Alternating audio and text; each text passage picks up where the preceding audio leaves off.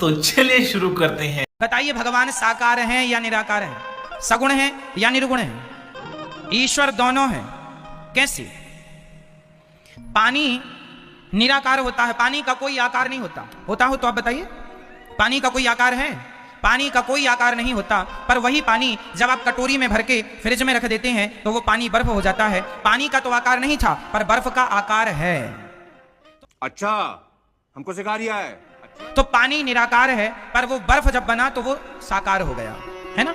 जैसे पानी निराकार भी था और बर्फ बनने पर साकार भी हो गया, उसी तरह ईश्वर निराकार है, पर वह भक्तों के प्रेम के कारण वही साकार बनकर के राम और कृष्ण और नरसिंह और वामन बन के प्रकट होते। और अभी तो रुको, क्लाइमैक्स अभी बाकी।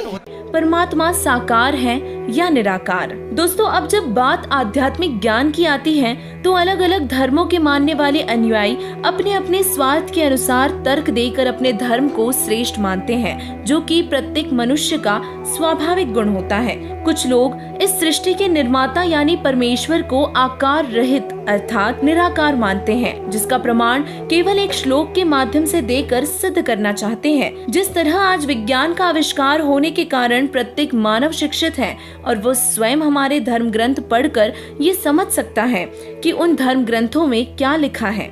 दोस्तों, हमारे पूर्वज पढ़े लिखे नहीं थे और इसीलिए उस परमेश्वर के निराकार होने के मिथ्यक ज्ञान को नहीं समझ पाए। बात तो सही है। समाज पहले से अब तक वर्तमान में चली आ रही परंपराओं में आखिर क्यों जकड़ा हुआ था? इसका कारण यही था कि उनका शिक्षित न होना। लेकिन आज परिस्थिति विपरीत है। अब हम स्वयं ही जांच कर सकते हैं कि वास्तव में शास्त्रों में परमेश्वर के विषय में क्या कहा गया है। अगर हम जानना चाहे कि परमेश्वर कैसा है, कहाँ रहता है, कैसे मिलेगा, तो शास्त्रों का रुख रखना अनिवार्य है, ना कि किसी के कहने मात्र से साकार या निराकार मान लेना चाहिए। और इसके लिए किसी एक ग्रंथ को साक्ष्य के तौर पर नहीं लेना चाहिए, बल्कि सभी धर्म ग्रंथों को साक्ष्य मानना चाहिए। आखिर शिक्षा का भी महत्व है। तो चलिए अब शुरुआत करते हैं और सबसे पहले लेते हैं वेद, जिनमें परमेश्वर की स्थिति के बारे में प्रमाण मिलता है। ऋग्वेद मंडल नंबर 9 सूक्त 86 मंत्र 18 में लिखा है, जिसमें ये बताया गया है कि परमपिता परमात्मा जो असाधारण बालक के रूप में आकर प्रसिद्ध कवियों की उपाधि प्राप्त करते हैं, अर्थात संत या ऋषि की भूमिका निभाते हैं, हजारों भाषणों की रचना करते हैं और उस भगवान द्वारा जो एक संत के रूप में प्रकट हुए हैं, संत प्रकृति के व्यक्ति यानी भक्तों को स्वर्ग के समान सुख प्रदान करने वाले हैं। वह सनातन पुरुष अर्थात ईश्वर अर्थात सत्य पुरुष मोक्ष के तीसरे लोक अर्थात सत्यलोक की स्थापना कर मानव रूपी तेजोमय शरीर में एक राजा के समान सिंहासन पर विराजमान है। ये प्रमाण एक साक्ष्य ही नहीं बल्कि एक पक्का सबूत भी है कि हमारा कुल मालिक परमेश्वर मनुष्य जैसे आकार वाला है। अब जानते हैं बाइबल में परमेश्वर अर्थात परमात्मा के विषय में क्या लिखा है। पवित्र बाइबल उत्पत्ति ग्रंथ प्रश्न नंबर 2 पर अंक 1.20 से 2.5 पर, जिसमें 6वां दिन प्राणी और मनुष्य के विषय में बताया है, जिसका कुछ अंश जो महत्वपूर्ण है बता रहे हैं कि अन्य प्राणियों की रचना करके फिर परमेश्वर ने कहा कि हम मनुष्य को अपने स्वरूप के अनुसार अपनी समानताओं में बनाए, जो सर्व प्राणियों को काबू रखेगा।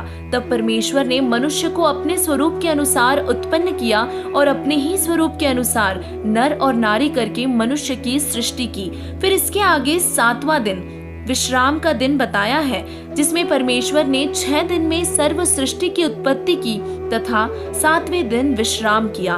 पवित्र बाइबल ने सिद्ध कर दिया कि परमात्मा मानव सदृश शरीर में है, जिसने 6 दिन में सर्व सृष्टि की रचना की तथा फिर 7वें दिन सिंहासन पर विराजमान हुए यानी कि विश्राम किया। तो दोस्तों, अब विचार करो कि सृष्टि की उत्पत्ति करने वाला मनुष्य जैसा है, तभी तो अपने जैसे ही इंसानों को बनाया है। भगवान अर्थात परमात्मा मनुष्य जैसा है। इसका प्रमाण पवित्र मुसलमान धर्म में प्रचलित कुरान में भी मिलता है, जिसके अंश आपके सामने हैं। कुरान शरीफ के सूरत फुरकान 25 आयत 52 से 59 में लिखा है, जिसका हिंदी अनुवाद करके देखेंगे तो उनमें लिखा है कि परमेश्वर ने मनुष्य को अपने स्वरूप के अनुसार बनाया है, 6 दिन में सृष्टि की रचना की तथा 7वें दिन सिंहासन पर विराजमान हुए।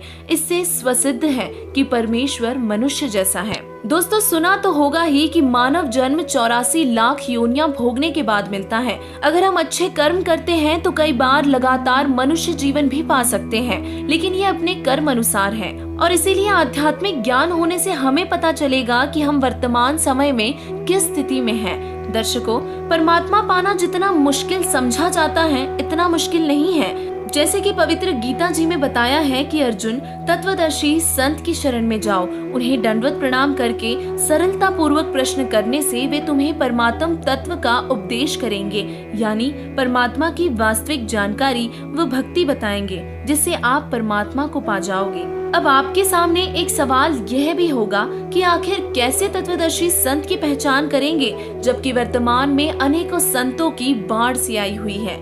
इसके निर्णय भी हम शास्त्रों के माध्यम से ही करेंगे।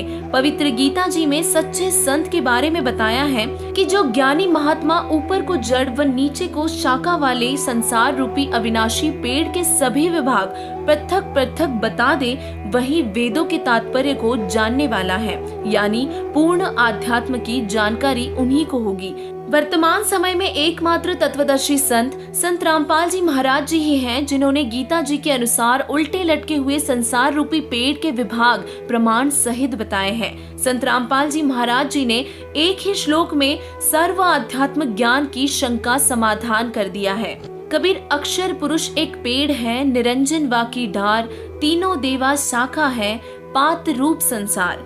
दर्शकों, समझदार को इशारा ही काफी होता है। हम आज तक जिन्हें केवल एक संत और कवि अर्थात कबीर दास ही मान रहे थे, असल में वे ही परमेश्वर हैं। आज हमें संत रामपाल जी महाराज जी के बताए ज्ञान से प्रमाण मिला कि यकीनन यही सत्य है। वह परमात्मा जिसके लिए ऋषि महर्षि लाखों वर्ष जंगलों में पहाड़ों में भूखे रहकर साधना की, वो परमात्मा पूर्ण परमेश्वर कबीर साहिब जी ही है। पूर्व काल में हुए संत महात्माओं ने भी कबीर साहिब जी को परमात्मा बताया था, लेकिन हमारी मंद बुद्धि के चलते हम उन्हें परमात्मा स्वीकार नहीं कर पाए, जिस विषय में आदरणीय नानक देव जी ने बताया है। फाई सूरत मुलुक की वेश, ए ठगवाड़ा ठगी देश, खरा सियाणा बहुता वार, ये धानक रूप रहा करतार। इसी के साथ आदरणीय दादू दयाल जी ने भी बताया है कि जिन मोको निज नाम दिया, सोई सदगुरु हमार, दादू दूसरा कोई नहीं, ये कबीर सिरजनहार। तो दोस्तों, आज के इस दौर में हम सभी शिक्षित हैं, तो इस अनमोल शिक्षा का सही इस्तेमाल करने के लिए हमें चाहिए कि हम संत रामपाल जी महाराज जी के बताए ज्ञान को सुने, समझे और शास्त्रों से मिलान कर उस परमात्मा को पहचाने और संत रामपाल जी महाराज जी की शरण में आकर अपना व अपने परिवार का कल्याण करवाए। धन्यवाद।